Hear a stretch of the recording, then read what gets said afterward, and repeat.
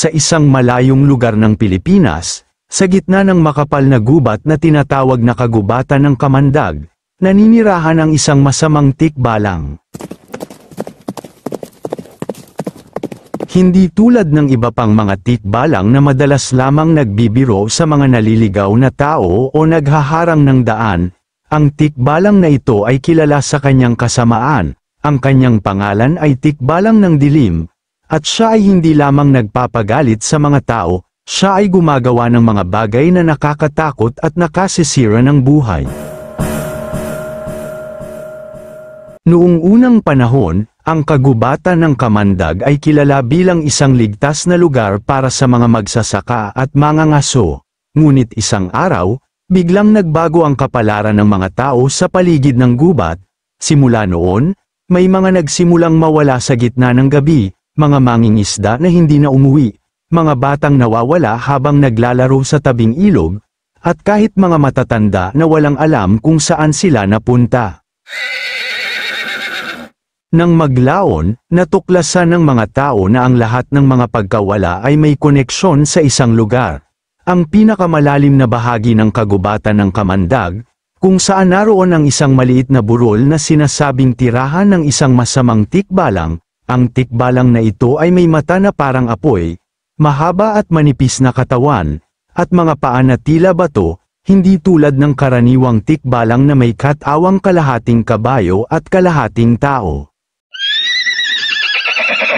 Isang araw, may isang batang babae na si Lina, na naging saksi sa kakilakilabot na kapangyarihan ng tikbalang ng dilim.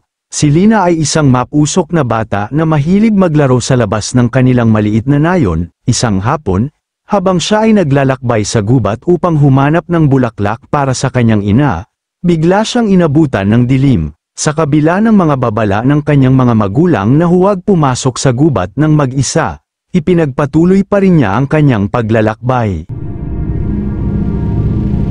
Habang siya ay naglalakad, bigla siyang napansin ng isang malakas na tunog mula sa likuran niya. Nang siya ay humarap, nakita niya ang isang malaking anino na lumalapit. Ito ay ang tikbalang ng dilim, ang mga mata nito ay sumisilip sa kadiliman, at ang kanyang boses ay parang trangka ng bakal na nasira. "Ano ang ginagawa mo dito, bata?" tanong ng tikbalang ng dilim. Ang kanyang boses ay parang hangin na dumadaan sa mga patay na dahon.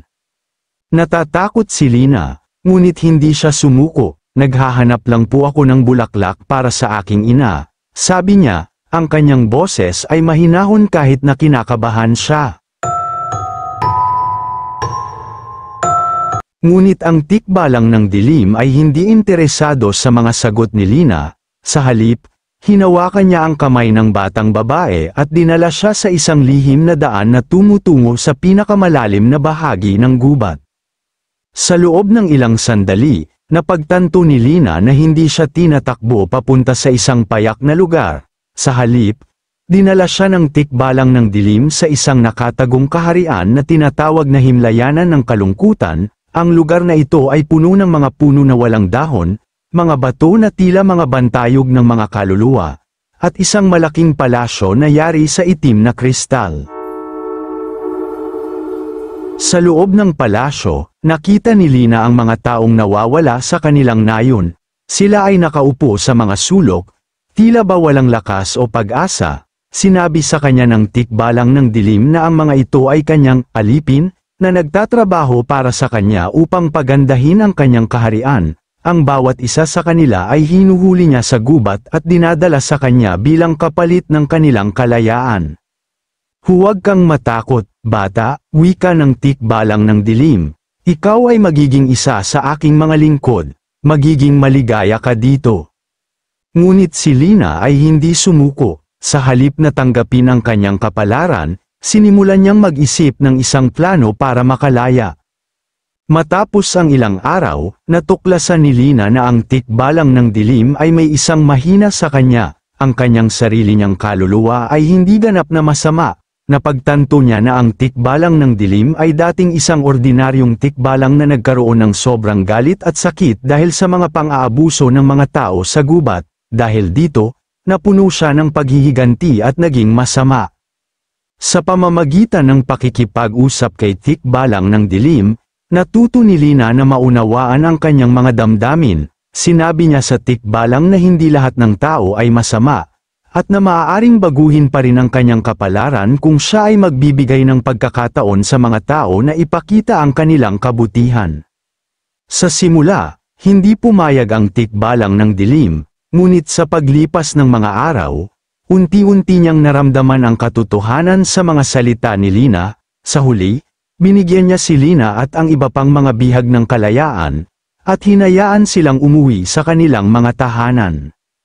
Pagkatapos ng insidente, ang Tikbalang ng Dilim ay unti-unti nang nagbago. Sa halip na magpanggap na masama, siya ay naging tagapagligtas ng kagubatan ng Kamandag, naging protector siya ng mga hayop at halaman, at tumulong sa mga tao na magkaroon ng mas malalim na pag-unawa sa kalikasan. Hanggang sa kasalukuyan, sinasabing ang Tikbalang ng Dilim ay naninirahan pa rin sa pinakamalalim na bahagi ng kagubatan ng Kamandag. Ngunit hindi na siya kinakatakutan ng mga tao, sa halip, siya ay kinikilala bilang isang simbolo ng pagbabago at pag-unawa.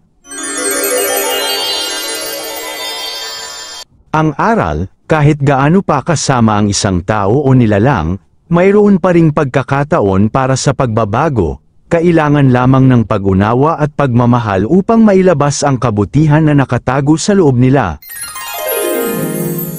Maraming salamat sa muling pakikinig ng maikling kwento. Kung gusto mo pang makinig ng iba't ibang kwento, bisitahin ang playlist ng mga kwentong kababalaghan sa aking YouTube channel. At huwag kalimutang i-subscribe ang Jonas Mini Vlog para updated ka sa bawat kwento.